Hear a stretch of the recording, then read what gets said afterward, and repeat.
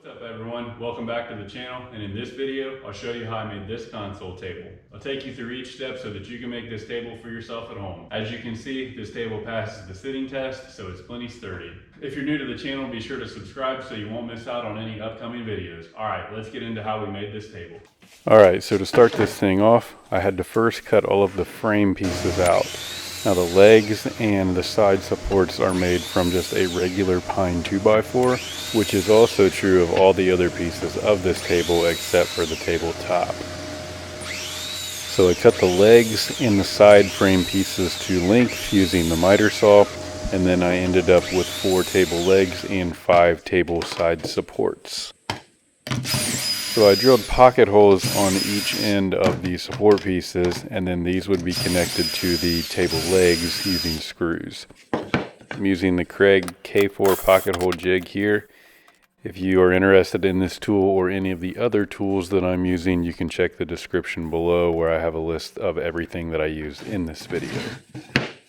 So I laid all the pieces out to make the rectangle shape of the side frames, and then I put glue on each of the legs and then checked to make sure they were square with my injured square, and then I clamped across each of the legs and secured them using screws in the pocket holes.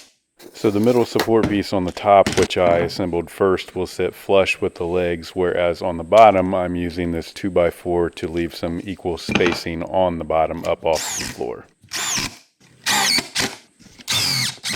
With the screws in to secure the side frame together, I could take the clamps off, and then I had the main side frame completed.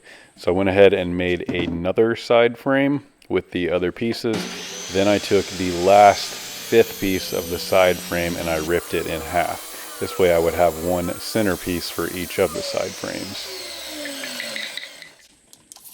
To make sure this was exactly centered, I measured the distance from the top to the bottom, and then I glued this piece into place on each side. I used a 2x4 to hold this up while I temporarily marked it and clamped it in. Then I just secured it with pocket holes similarly to the other pieces. It's important here to note that the pocket holes on the side frame pieces are on the bottom rather than the top. This way you won't see them when the table is completed. So I wiped off any excess glue, and then I moved on to building the apron to connect the side frames together. As before, the side aprons were made from 2x4s, so I cut 3 2x4s to length, and then each of these were ripped in half to where I would have 6 total pieces for the aprons. I don't have an outfeed table on my table saw, so to rip these in half, I rip each board about 3/4 of the way through, turn the saw off, flip the board over, and rip it the rest of the way. If you do this, just make sure that you hold the inside board against the fence whenever you finally make the cut through, otherwise you risk kickback. So after I had the apron pieces ripped in half, I took them over to the router table, and using a straight bit, I cut out this shelf where the slats would set to make the middle shelves. I cut this slot on the middle and the bottom aprons and left the top aprons as they were. I had to make a couple passes on this, but the notch ended up being just over 1/2 inch deep.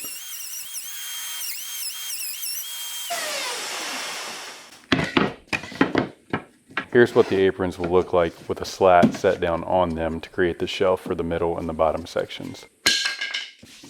To secure these apron pieces into place, I once again used pocket holes, and here's a quick view of the pocket hole.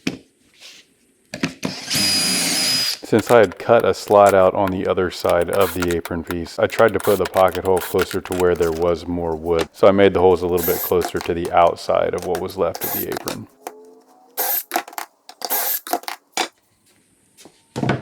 Next, I glued the apron pieces to the main frame one at a time.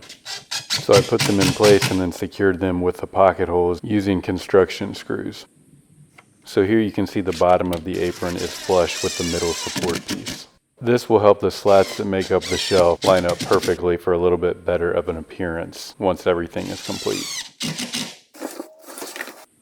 Again, notice that the pocket holes on the bottom shelf and the middle shelf are facing downward, whereas the pocket holes on the top are facing upward, so all of these would be hidden from sight once the table is complete. With all of the apron pieces secured, I was then able to connect the apron pieces to the other side frame. One important thing in this shot to remember is that the middle side frame support has the gap left on the outside rather than the inside. This way, when we attach the X, it will fit flush with the outside frame of the table. So here's a quick look at the table frame fully assembled, and at this point it's starting to resemble something that might look like it will turn into a console table. So I measured the distance in between the slots for where the slats would set, and then I made the slats by cutting 2x4s to this length. Now normally at this point I would use either a furring strip or a 1x pine board to make the slats. However, when I went to the lumber store, it turns out that a 2x4 was the exact same price as a 1x4. So in order to save some money and really show the big box stores who was boss, I decided to make my own 1xs by resawing some of the 2x4s. I'm no expert with a bandsaw, but this actually worked pretty well, and I saved a whopping $10 or so. So after a lot more work and a lot more time, I sure showed them. The surfaces of these were pretty rough, so I ran them all through the planer several times. They actually turned out very nice at the end. It just took some extra time and work. But I was determined to make these from 2x4s, so I did just that. Once I had my fancy shelf pieces cleaned up, I put a bead of glue on each slot of the apron piece, and then did my best to equally space them throughout the apron. When I say I did my best, that means I really didn't measure anything. I kind of just eyeballed them and hoped for the best. After all the slats were equally spaced, I secured them to the frames using brad nails. One thing I did on the middle shelf was to put the glue in individual spots underneath each board rather than run a long line of glue. I thought that this would just show up a little bit better and look cleaner after I put the stain and finish on. So with the shelves finished up, it was time to go to everybody's favorite part of building something, which is sanding. Watching someone sand is about as much fun as sanding yourself, but I did take everything down to 120 and it helped everything look a lot better. Next, I measured the distance that the X piece would be, and then I cross-cut a couple 2x4s to this length. Each 2x4 was then ripped in half, giving me a total of 4 pieces altogether to make the X's.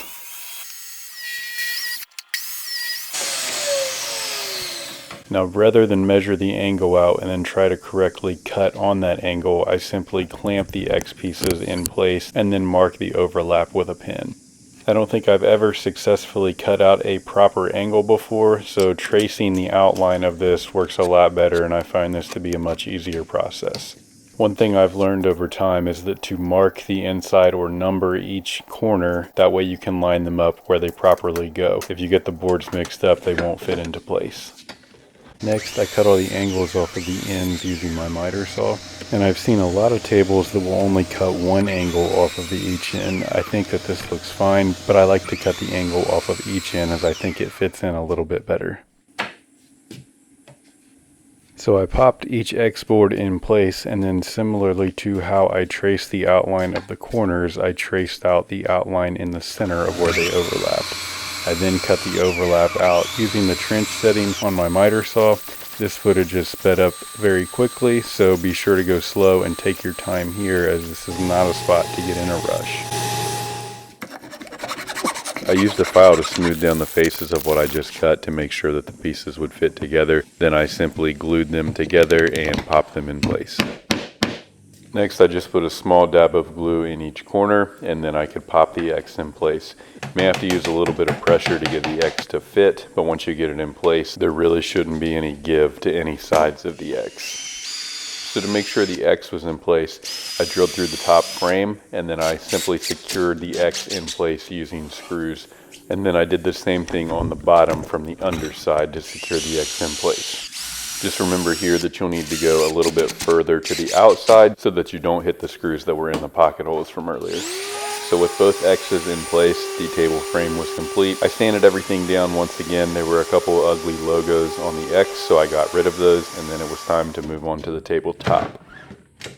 For the tabletop, I used two 2x12x8s. I could have gotten away with one 2x12x10, but of course the store didn't have 2x12x10s, so I cut off the section that I wanted and then I saved the other pieces for a different project.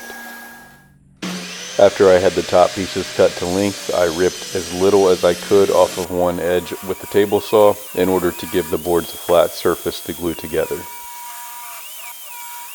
I then moved the fence in just a little and ripped the other edge off of the boards. While this doesn't give an absolutely perfect seam, it does give a flat joint that makes gluing up a lot easier than trying to use the factory edges.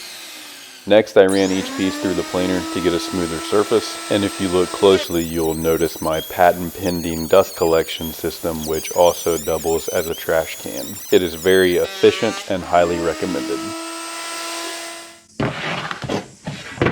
So to join the top boards together, I first laid them out matching up the best center seam, and then I decided to use pocket holes to join them together. I don't typically like to use pocket holes, but I was on a time crunch with this and I needed the boards to be joined as quickly as possible without waiting for the glue to dry overnight. So I went with pocket holes, as this would allow the top to be together quickly and I could move on to the next stage almost immediately.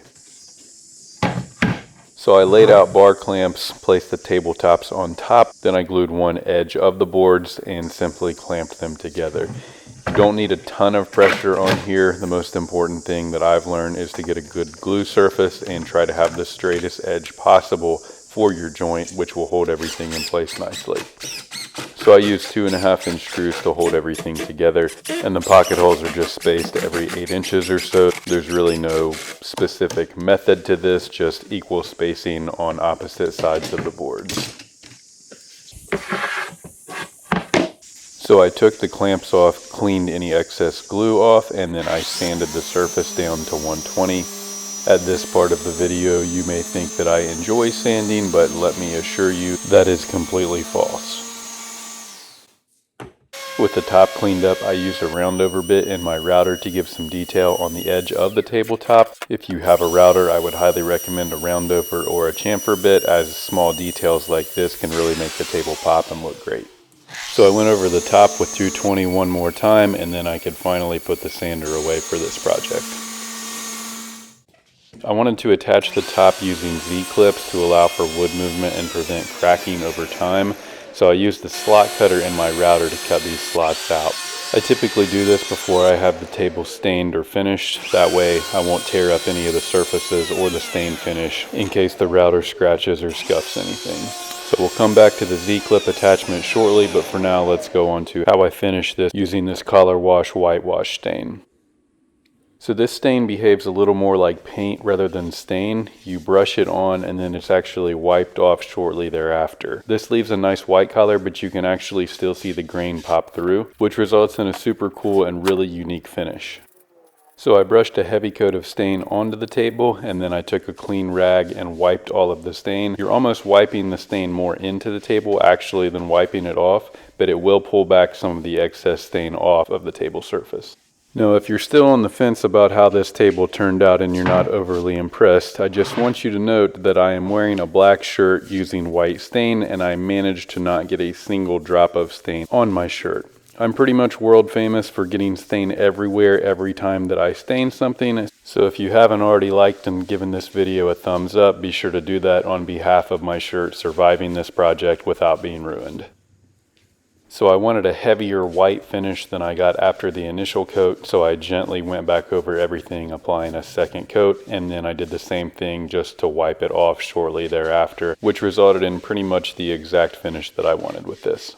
If you use this stain, just take a little extra time to make sure you clean up any streaks left behind, because any streaks or accidental marks will end up showing in the finish and you don't want that. So here are the Z-clips that I was talking about earlier. So all you have to do is pop these into the slots that were cut out, and then the top can be attached using screws within the Z-clip. Since the bottom is free to move within the slot, wood movement is not restricted, and these Z-clips will allow for wood expansion and contraction over time. So after I had the top on and equally spaced on each side, I just attached the top to the Z-clips using screws. You can see here that the top is rock solid, and for this reason, as well as their ease of use, Z-clips are definitely my favorite way to attach a top. So a day or two after the stain was dry, I decided to use polycrylic matte clear finish on this. I wanted a flat finish, and this product worked exactly for what I was wanting. So I just used a regular paintbrush to put this on. I poured a lot on top and then I brushed from the top around the rest of the table. So this stuff dries pretty quickly, and once everything is dry, then the surfaces and the finish should be protected. The polycrylic is also water-based, so cleanup is really easy with this. So here are some pictures and a final look at how the table finished up. I think everything turned out great. Let me know what you think of this table in the comments below. And if you found this video to be useful or helpful, be sure to give me a thumbs up. If you're new to the channel, don't forget to subscribe. Thank you all for watching. Be sure to check out some of my other videos, and as always, stay tuned for more.